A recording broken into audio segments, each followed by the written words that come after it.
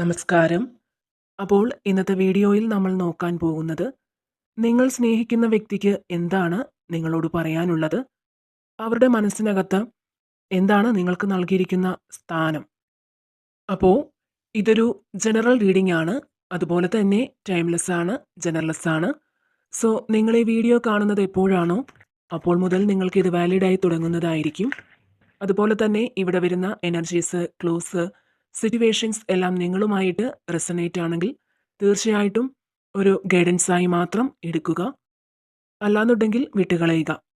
അപ്പോൾ ഈ ഒരു റീഡിംഗ് കാണുന്ന സമയത്ത് നിങ്ങളുടെ വ്യക്തിയെ മനസ്സിൽ വിചാരിച്ച് വളരെ പോസിറ്റീവായി അവരെക്കുറിച്ച് ചിന്തിച്ച് ഈ വീഡിയോ കാണുക. ഇനി നമുക്ക് റീഡിങ്ങിലേക്ക് പോകാം. ഇവിടെ നിങ്ങളുടെ വ്യക്തി തീർച്ചയായും പാരമ്പര്യമായിട്ടുള്ള കുറച്ച് കാര്യങ്ങളൊക്കെ മുറുകെ പിടിക്കുന്ന രീതിയിലുള്ള ഒരു പേഴ്സൺ ആകാൻ സാധ്യതയുണ്ട്. ചിലപ്പോൾ ഈ വ്യക്തി അങ്ങനെ ഒരു ആളല്ലെങ്കിൽ പോലും ഇവരുടെ ഫാമിലിയിലുള്ള മറ്റാൾക്കാർ, അതായത് ജാതി, മതം എന്നൊക്കെയുള്ള ഒരു ചിന്തയൊക്കെ മുറുകെ പിടിച്ച് നടക്കുന്ന ആൾക്കാരായിരിക്കാൻ സാധ്യതയുണ്ട്. ഈ ഒരു വ്യക്തി തീർച്ചയായും കുടുംബത്തിന് വളരെയധികം പ്രാധാന്യം നൽകുന്ന ഒരാളാണ്. കുടുംബത്തിന് നൽകുന്ന ബഹുമാനം കഴിഞ്ഞേ ഉള്ളൂ മറ്റാർക്കും ആ വ്യക്തിയുടെ മനസ്സിൽ സ്ഥാനം. ഈ ഒരു സ്പ്രെഡ് പ്രകാരം നോക്കുവാണെങ്കിൽ നിങ്ങൾ കുട്ടികളൊക്കെ ഇൻവോൾവ് ആയിട്ടുള്ള ഒരു വ്യക്തിയായിരിക്കാം. അതല്ല എങ്കിൽ ഒരു ലോങ് ഡിസ്റ്റൻസിൽ കഴിയുന്ന വ്യക്തികളാകാനും സാധ്യതയുണ്ട്. ഇപ്പോൾ നിങ്ങൾ സിംഗിൾ ആണെങ്കിൽ പോലും ഇതിനു മുൻപ് ഡൈവേഴ്സായ വ്യക്തികളായിരിക്കാം. അത്തരത്തിലുള്ള വ്യക്തികളുടെ എനർജിയാണ് ഇവിടെ വന്നിരിക്കുന്നത്. അതുപോലെ ഈ ഒരു സ്പ്രെഡിൽ നോക്കുവാണെങ്കിൽ ഇവിടെ 9 ഓഫ് സോഡിൻ്റെ ഒരു എനർജി കാണാൻ സാധിക്കും. അതായത് ആ വ്യക്തി ഒരുപാട് വേദന ഉള്ളിൽ കൊണ്ടു നടക്കുന്നു, അല്ലെങ്കിൽ ഒരുപാട് മാനസിക പിരിമുറുക്കം അനുഭവിക്കുന്ന ഒരു വ്യക്തിയാണ് നിങ്ങളുടെ വ്യക്തി എന്നാണ് ഇവിടെ മനസ്സിലാവുന്നത്. കാരണം മറ്റുള്ളവരോട് അവരുടെ മനസ്സിലുള്ള വേദന ഷെയർ ചെയ്യാൻ കഴിയുന്നില്ലായിരിക്കാം. ഇവിടെ മനസ്സിലാവുന്നത് നിങ്ങളുമായി പിരിയേണ്ടി വന്ന വിഷമമോ അല്ലെങ്കിൽ നിങ്ങളുടെ റിലേഷൻഷിപ്പിൻ്റെ പെയിനോ മറ്റൊരാളോട് പറയാൻ പറ്റാത്ത തരത്തിലുള്ള ഒരു അവസ്ഥയിലൂടെയാണ് ആ വ്യക്തി ഇപ്പോൾ ജീവിച്ചു പോകുന്നത്. അതുപോലെ ഈ വ്യക്തി നിങ്ങളിലേക്ക് വരുന്നതിന് തടസ്സമായി മറ്റാരോ നിൽക്കുന്നുണ്ട് എന്നതാണ് ഇവിടെ മനസ്സിലാകുന്ന മറ്റൊരു കാര്യം. നിങ്ങളുടെ റിലേഷൻഷിപ്പ് കണ്ടിന്യൂ ചെയ്യാതിരിക്കാൻ മനഃപൂർവ്വം മറ്റൊരു വ്യക്തി അതിന് ശ്രമിക്കുന്നു എന്നാണ് കാണുന്നത്. അവർ അനുഭവിക്കുന്ന ബുദ്ധിമുട്ടുകളും പ്രയാസങ്ങളും ആരോടും ഒന്നും തുറന്നു പറയാൻ പറ്റാതെ എല്ലാം ഒറ്റയ്ക്ക് മനസ്സിൽ കൊണ്ടു നടക്കുന്ന അവസ്ഥയിലുള്ള വ്യക്തികളുടെ എനർജിയാണ് ഇവിടെ കാണുന്നത്. എന്തെന്നാൽ ഒരു തുറന്നു പറച്ചിലൂടെ ഒരുപാട് കോംപ്ലിക്കേഷൻസ് ഫേസ് ചെയ്യേണ്ടിയ അവസ്ഥയിൽ കൂടിയും ഈ വ്യക്തി കടന്നു പോകുന്നുണ്ട്. ചിലപ്പോൾ ഈ വ്യക്തി സമൂഹത്തിൻ്റെ മുന്നിൽ കുഴപ്പമൊന്നുമില്ലാതെ വളരെ നോർമലായിട്ട് പെരുമാറുന്നുണ്ടാവാം. അവരുടെ ഉത്തരവാദിത്തങ്ങളും ജോലിയും എല്ലാം നല്ല രീതിയിൽ ചെയ്തു പോകുന്നുണ്ടാവാം. എങ്കിൽ പോലും ഈ വ്യക്തി മാനസികമായി ഒരു സ്ട്രഗിൾ അനുഭവിക്കുന്നു എന്ന് തന്നെയാണ് ഇവിടെ മനസ്സിലാവുന്നത്. അതുപോലെ തന്നെ നിങ്ങളെക്കുറിച്ചുള്ള ഓർമ്മകൾ വരുമ്പോൾ തന്നെ ഈ ഒരു വ്യക്തി പെട്ടെന്ന് തന്നെ ഡൗൺ ആവുന്നുണ്ട്. മറ്റെന്തെങ്കിലും കാര്യത്തിൽ ഇൻവോൾവ് ആയിരിക്കുമ്പോഴും നിങ്ങളുടെ ചിന്തകൾ ആ വ്യക്തിയിലേക്ക് കടന്നു വരുമ്പോൾ പെട്ടെന്ന് അവർ തളർന്നു പോകുന്നതായിട്ട് ഇവിടെ കാണുന്നു. അതുപോലെ മാനസികമായിട്ട് ആ വ്യക്തിക്ക് ഉള്ളു തുറന്നൊന്ന് ചിരിക്കാനോ എപ്പോഴും ഹാപ്പി ആയിട്ടിരിക്കാനോ കഴിയുന്നില്ല. അവരിപ്പോൾ മനസ്സിലാക്കുന്ന ഒരു കാര്യം, അവരുടെ ഈ ഒരു സിറ്റുവേഷൻ നിങ്ങളൊന്ന് മനസ്സിലാക്കിയെങ്കിൽ എന്നാണ്. ഈ വ്യക്തി മനസ്സിലാക്കുന്ന മറ്റൊരു കാര്യം എന്തെന്നാൽ നിങ്ങളുടെ കണ്ണിൽ ഈ വ്യക്തി തെറ്റുകാരനാണ് എന്ന കാര്യം നിങ്ങൾക്ക് അവരോടുള്ള ഒരു മനോഭാവം ഇതാണ് എന്നത് അവർ മനസ്സിലാക്കുന്നുണ്ട്. ചിലപ്പോൾ ഒരുപാട് നാളുകളായിട്ട് നിങ്ങൾ തമ്മിൽ കമ്മ്യൂണിക്കേഷൻസ് ഒന്നും തന്നെ ഉണ്ടായിരിക്കില്ല. ഒരുപക്ഷെ നിങ്ങൾ ബ്ലോക്ക് ചെയ്തിട്ടില്ലെങ്കിൽ പോലും ഇപ്പോൾ നിങ്ങൾ തമ്മിൽ സംസാരിക്കുകയോ കോണ്ടാക്റ്റ് ചെയ്യുകയോ ഒന്നും ഉണ്ടാകില്ല. ആ ഒരു സിറ്റുവേഷനിൽ കൂടിയാണ് കടന്നു പോകുന്നത്. നിങ്ങൾ തമ്മിൽ എത്ര അകൽച്ചയിലാണെങ്കിൽ പോലും അവരുടെ മനസ്സിനകത്ത് നിങ്ങൾക്ക് വളരെ വലിയൊരു സ്ഥാനം തന്നിട്ടുണ്ട്. കാരണം അവർക്കറിയാം നിങ്ങൾ അത്രയധികം അവരെ കെയർ ചെയ്തിട്ടുണ്ടെന്ന്. നിങ്ങൾ നൽകിയ സ്നേഹം അതേ അളവിൽ മറ്റാരും അവർക്ക് കൊടുത്തിട്ടുണ്ടാവില്ല. അതുകൊണ്ട് തന്നെ അവരുടെ മനസ്സിൽ നിങ്ങൾക്ക് വളരെ വലിയൊരു സ്ഥാനം നൽകിയാണ് നിങ്ങളെ കാണുന്നത്.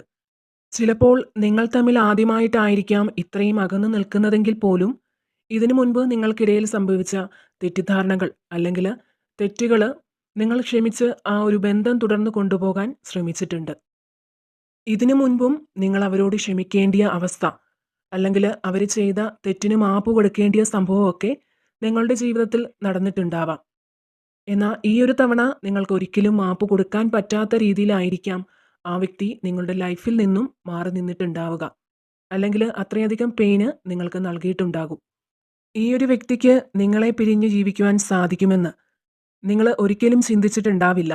അപ്പോൾ അതുകൊണ്ട് തന്നെ അവർ തിരികെ വന്നാൽ നിങ്ങൾ അവരെ സ്വീകരിക്കുമോ എന്ന രീതിയിലൊക്കെ ആ വ്യക്തി പോസിറ്റീവായും നെഗറ്റീവായും ചിന്തിക്കുന്നുണ്ട്.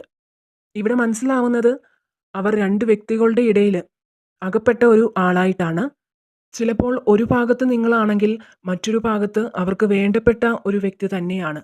ഒരുപക്ഷെ അവരുടെ ഒരു ഫാമിലി മെമ്പർ ആയിരിക്കാം, അല്ലെങ്കിൽ അവരുടെ ലൈഫിൽ അത്രയധികം പ്രാധാന്യമുള്ള മറ്റൊരു വ്യക്തിയായിരിക്കാം. ഈ ഒരു സിറ്റുവേഷൻ അവരുടെ ലൈഫിൽ വന്നതുകൊണ്ട് തന്നെയാണ് നിങ്ങളുടെ റിലേഷൻഷിപ്പിനും ഒരു സെപ്പറേഷൻ ഉണ്ടായത്. അത് നിങ്ങൾ തമ്മിൽ അകലാൻ ഒരു കാരണമാവാം.